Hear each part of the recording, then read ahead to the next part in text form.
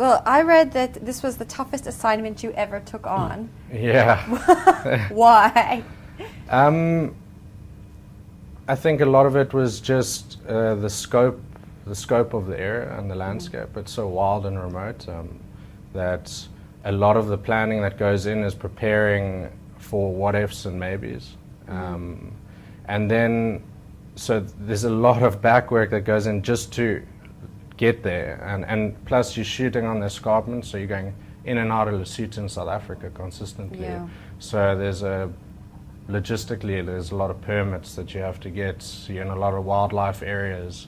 And then there's no guarantees of time. So Jeez. you can't get a permit for a specific day because the day before the planned day we could just shift it for weather. So it was quite tough just to get there and start rolling.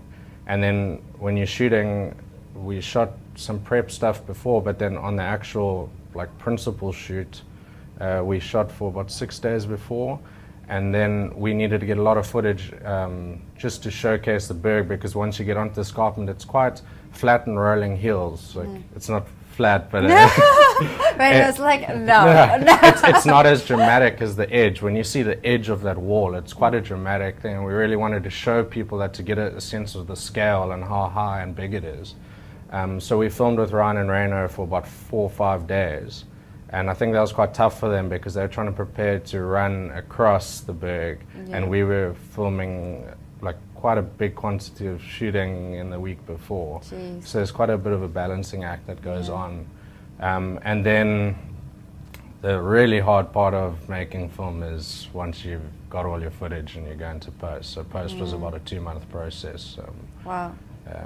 But yeah, I think just filmmaking in general is quite a process, and we took a lot of risks on the shoot, and some of them didn't pay off and some of them did. So we paid for the price for that along the way. And yeah, we had our own journey. We had our own journey that was a bit longer than 41 hours. Well, that's the nature of the business, isn't it?